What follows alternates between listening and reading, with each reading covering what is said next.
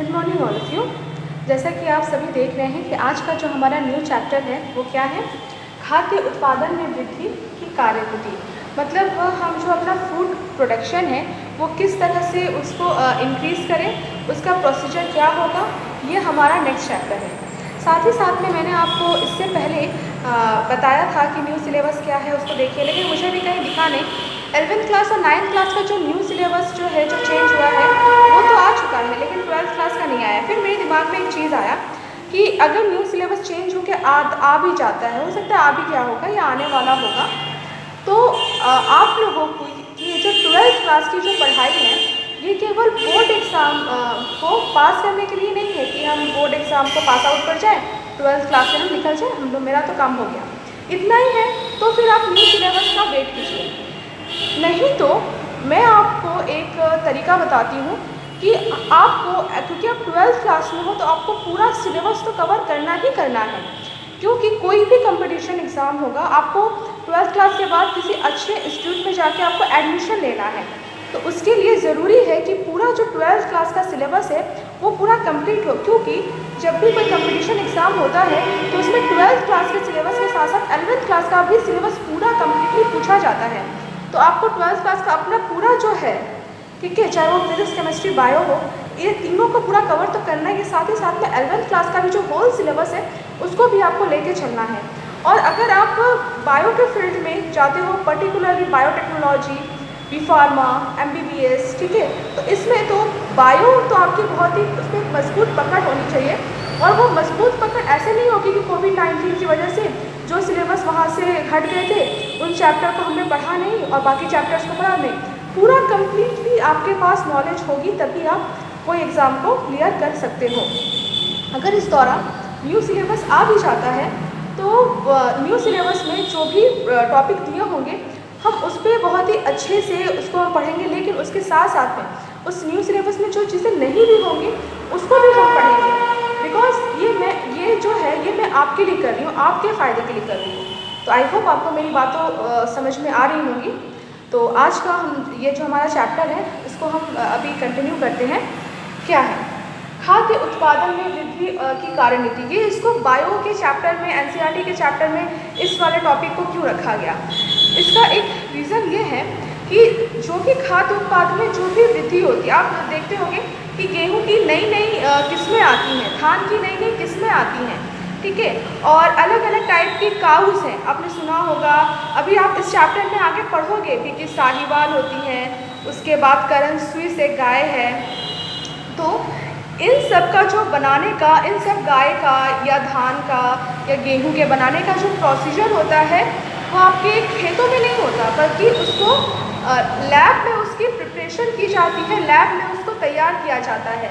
मैं बड़े बड़े इंस्टीट्यूट का आपको नाम भी बताऊंगी। जैसे एक है CDRI है, सेंट्रल ड्रग रिसर्च इंस्टीट्यूट। इसमें अफीम पे या जिस भी पौधे से हमको ड्रग्स की प्राप्ति होती है, इससे पहले के चैप्टर्स में पढ़ा है ड्रग्स के बारे में, तो हम उससे रिलेटेड चीज़ों को CDRI में जाके उसकी स्टडी की जाती है, ठीक है। उसके बाद NDRI है, नेशनल डेयरी रिसर्च इंस्टीट्यूट है, तो वहाँ पे दूध उत्पादन करने वाले पशुओं के बारे में स्टडी की जाती है और ये देखा जाता है कि पशुओं में ऐसे क्या परिवर्तन किए जाए, क्या चेंजेस किए जाए कि उससे हम अधिक से अधिक उससे प्रॉफिट को ले सकें। प्रॉफिट हमें क्यों चाहिए? कारण है इंक्रीजिंग पॉपुलेशन, बढ़ती हुई जनसंख्या। जैसे हमारी जो जनसंख्या है वो दिन पर दिन क्या होती जा रही है, इंक्रीज़ करती जा रही है, बढ़ती जा रही है, लेकिन जनसंख्या के अकॉर्डिंग अगर हमारे पास उतने ही परिणाम में, ठीक है, अगर हमारे पास जनसंख्या की जितनी जनसंख्या है उसी के बराबर अगर हमारे पास फूड नहीं होगा, खाद्यान्न नहीं होगा, तो क्या आ जाएगी, देश एक गरीब देश हो जाएगा, ठीक है, देश में भुखमरी आएगी, देश में कुपोषण की समस्या हो जाएगी। तो इससे हमें, अब हम जनसंख्या पे कंट्रोल करें या कैसे कंट्रोल करेंगे, ये सारी बातें अलग टॉपिक है, ठीक है। लेकिन अगर जनसंख्या बढ़ रही है और अगर हमारा इस पर अभी प्रेजेंट टाइम का जो सिचुएशन क्या बोलता है, तो वो यही है कि अभी प्रेजेंट टाइम में इस बढ़ती हुई जनसंख्या पे कोई कंट्रोल नहीं है।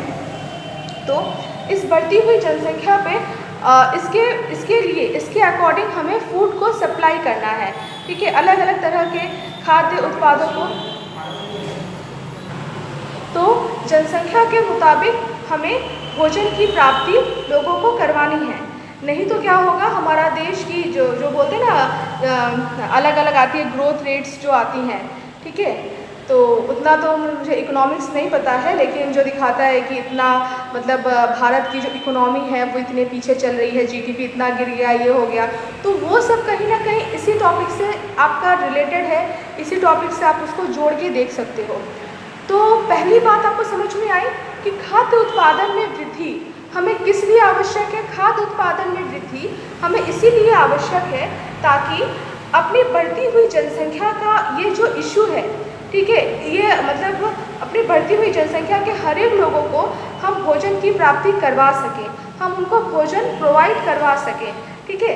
तभी इस बढ़ती हुई जनसंख्या, बोलते हैं ना कि लोग तो बहुत है लेकिन सारे लोग मिलकर अगर काम करेंगे तो देश की बहुत ज़्यादा उन्नति हो जाएगी। और वो काम कब कर पाएंगे, जब उनके पास प्रॉपरली अच्छा सा भोजन होगा, संतुलित भोजन होगा। अगर उनको भोजन ही ना दें तो फिर वो काम कैसे करेंगे। तो इंक्रीजिंग पॉपुलेशन, ये चैप्टर के फर्स्ट लाइन में ही लिखा हुआ है कि इंक्रीजिंग पॉपुलेशन की वजह से हमें अपने खाद्य उत्पादन की जो वृद्धि है उसमें कार्यनीति लाने की ज़रूरत है, ठीक है। दूसरा है, ये हम कर कैसे सकते हैं, तो ये हम कर सकते हैं कुछ एग्रीकल्चरल प्रैक्टिसेस के द्वारा, ठीक है। यहाँ पे मैंने क्या लिखा हुआ है, agricultural practice of breeding and raising live stock. मतलब इसका मतलब क्या है कि एग्रीकल्चर प्रैक्टिस दैट मीन्स जो भी हमारी कृषि है, कृषि में कुछ हम इस तरह से न्यू टेक्निक्स लाएं, कृषि में कुछ इस तरह से हम सुधार लाएं। आपने देखा होगा बहुत पहले जब देश आज़ाद भी नहीं हुआ था या आज़ादी के टाइम पर ही ले लो, तो उस समय सिंचाई के इतने अच्छे अच्छे साधन नहीं थे, ठीक है। लेकिन जो अभी जो सिंचाई के जो साधन आए हैं जिससे कि हम हार्वेस्टिंग का प्रोसेस जो है वो अच्छे से कर सकते हैं, क्या ये सब किसानों ने बनाए हैं? सोचिए, देखो ये सब जो ट्रैक्टर है, ठीक है, ट्यूबवेल है, समरसेबल है, ये सब क्या किसानों के द्वारा, फार्मर्स के द्वारा बनाए गए हैं? सोचा आपने? नहीं, ये सब किसानों ने नहीं बनाए हैं, ये सब वैज्ञानिकों द्वारा ही बनाया गया है, ये सब साइंटिस्टों के द्वारा ही बनाया गया है। साइंटिस्टों ने किसानों के लिए बनाया है, बना के किसान उनको खरीदते हैं, उनका अपने खेतों में उपयोग करते हैं, जिससे क्या होता है, अधिक से अधिक मात्रा में फसल की उत्पत्ति होती है। हमें ट्रैक्टर के बारे में नहीं पढ़ना है, किसान इस चीज़ का उपयोग करते हैं। हमें ये पढ़ना है कि जो साइंटिस्ट होते हैं, जो वैज्ञानिक होते हैं, वो किन किन टेक्निक का यूज़ करें ऐसे ताकि जो एग्रीकल्चर है, जो कृषि है, उसमें अधिक से अधिक बढ़ोतरी उसकी की जा सके, ठीक। तो हम यहाँ पे क्या कर सकते हैं, मतलब एग्रीकल्चर में नॉर्मली एक बायोलॉजिस्ट के लिए क्या किया जाना चाहिए। अब हम ट्रैक्टर तो बनाएंगे नहीं, क्योंकि ट्रैक्टर बनाना एज एक इंजीनियर का काम है, ठीक है। जो भी बच्चे मैथ्स पढ़ते हैं, मैथ्स ग्रुप में पढ़ते हैं, वो जब इंजीनियरिंग करते हैं तो ऐसे मैकेनिकल इंजीनियरिंग करने के बाद वो किसानों के लिए कुछ अच्छी अच्छी चीज़ों को बना सकते हैं। ट्रैक्टर भी इसी तरह से एक आया हुआ एक इन्वेंशन था बहुत पहले, जो कि अभी खेतों में बहुत ही कॉमन हो गया है उसका यूज़। अब कोई भी बैल, और वो जो दिखता है पहले वो ये गाना था ना, उसमें जब बैल लेके उस खेतों में चला रहे, तो अब शायद ही किसी खेत में गांव में ऐसा होता होगा। अब देखते हो कि गेहूँ वगैरह के लिए बड़े बड़े थ्रेसर मशीन्स आ गए हैं, तो ये सब किसानों ने तो बनाया नहीं, ये सब इंजीनियर्स बनाते हैं। ऐसे बायोलॉजिस्ट आप क्या करोगे, या ऐसे बायोलॉजिस्ट हमें क्या करना चाहिए, हमें क्या करना चाहिए, कुछ ब्रीडिंग टेक्निक्स में चेंज करने चाहिए। ब्रीडिंग टेक्निक्स मतलब पशु प्रजनन, मतलब इसका मतलब क्या है कि कुछ इनोवेटिव ब्रीडिंग टेक्निक्स हमें अप्लाई करना चाहिए। फॉर एग्जांपल जैसे अभी जो जितनी भी आपने सुना होगा साहिवाल किस्म की गाय, आगे इसी चैप्टर में आएगा करन स्विस गाय, तो उसमें आप ये देखोगे कि हम ऐसी गायों को अधिक से अधिक उत्पन्न करें जो कि शारीरिक रूप से बहुत हिष्ट पुष्ट हो, डिजीज़ रेजिस्टेंस हो, मतलब उनको जल्दी किसी भी डिजीज़ उनमें संक्रमण न कर पाए, उसको हम बोलेंगे कि वो डिजीज़ रेजिस्टेंस हो। और साथ ही साथ में दूध जो वो देती है, उस दूध की क्वालिटी एंड क्वांटिटी दोनों बहुत अच्छी हो। यहाँ पे मैंने दो टर्म्स आपको बताए हैं, क्वालिटी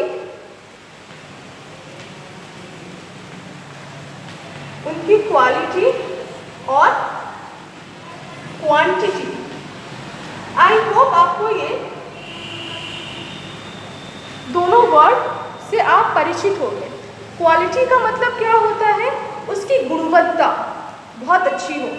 हमें ऐसी गायों की ज़रूरत है, ठीक है, या हमें ऐसे बफेलोज की ज़रूरत है, ऐसे भैंसों की ज़रूरत है, ठीक है, जिसकी जो मिल्क है, मिल्क प्रोड्यूसिंग, जो वो गाय प्रोड्यूस करती है या बफेलो मिल्क जो प्रोड्यूस करती है, उस मिल्क की क्वालिटी बहुत अच्छी हो, ठीक है, और साथ ही साथ मतलब वो एक मतलब उस मिल्क की, उस दूध की गुणवत्ता, हिंदी में बोलेंगे, गुणवत्ता बहुत अच्छी हो, साथ ही साथ में उसकी क्वांटिटी, मतलब क्वांटिटी अच्छी खासी हो, मतलब एक टाइम में वो 20 से 25 लीटर 30 लीटर तक वो दूध वो दे सके। इसको बोलते हैं क्वालिटी एंड क्वांटिटी। तो ब्रीडिंग में कुछ इन्हीं टेक्निक्स का हम यूज़ करते हैं कि ऐसे गायों की ज़्यादा से ज़्यादा ब्रीडिंग करवाना, ज़्यादा से ज़्यादा प्रजनन करवाना, जो कि जिनके मिल्क की क्वालिटी एंड क्वांटिटी बहुत अच्छी होती है। यहाँ तो हम केवल काऊ को एग्जाम्पल ले रहे हैं, ऐसे हर एक चीज़ में आ जाएगा।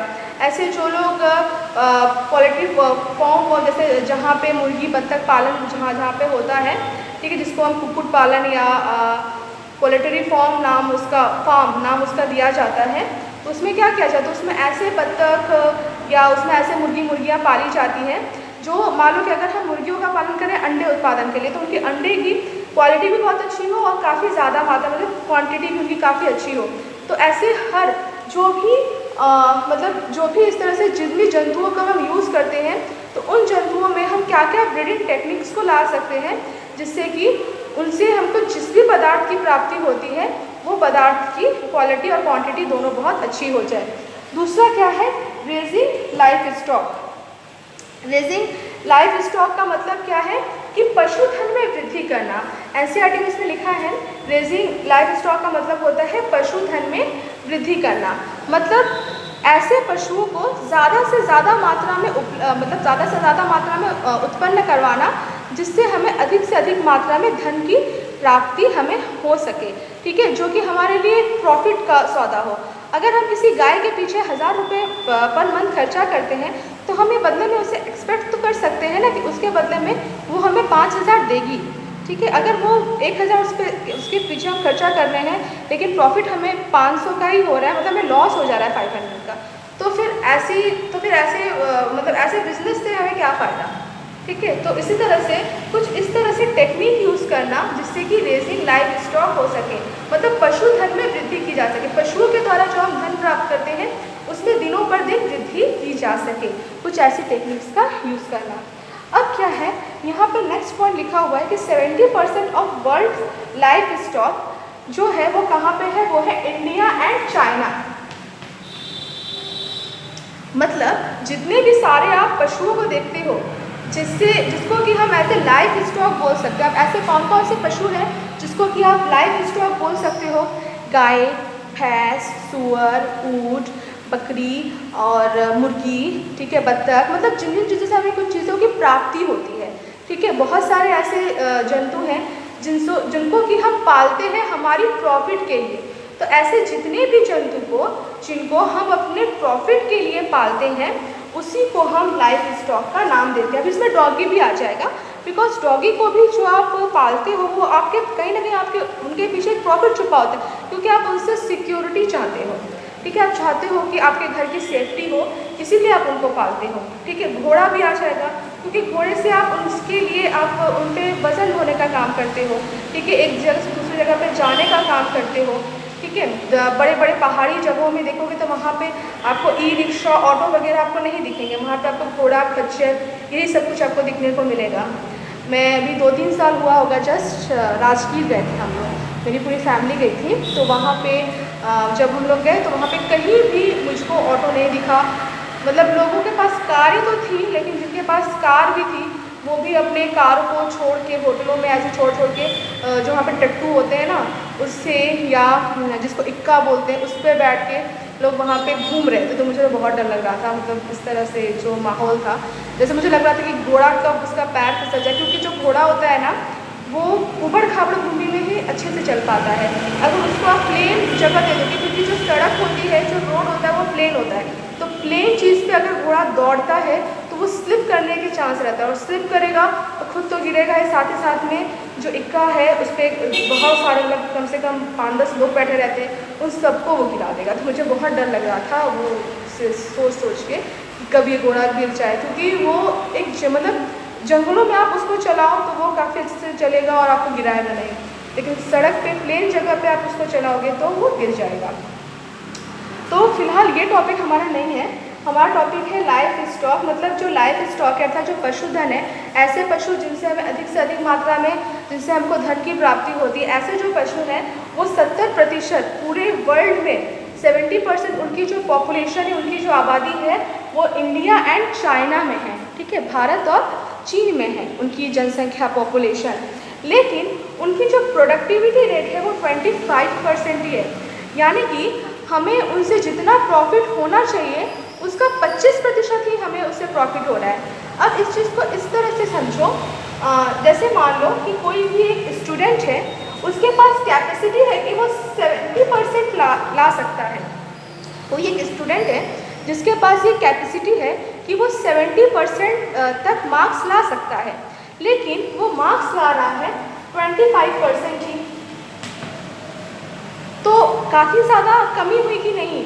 तो बस इस चैप्टर में अब आपको यही पढ़ना होगा कि हम ऐसी क्या करें, मतलब हम ऐसी क्या टेक्निक्स का यूज़ करें कि एक स्टूडेंट के द्वारा लाने वाला ये 25% जो है वो इंक्रीज़ होके 70% हो जाए, ठीक है। मतलब कम से कम वो 70% तो उसको लाना ही चाहिए, क्योंकि ये उसका वो है, मतलब कि वो ला सकता है इतना, ठीक है, 70% वो ला सकता है, लेकिन हम उसको proper environment, proper food, proper techniques का हम यूज़ नहीं करते हैं, जिसकी वजह से जो प्रोडक्टिविटी रेट है वो 25% ही है।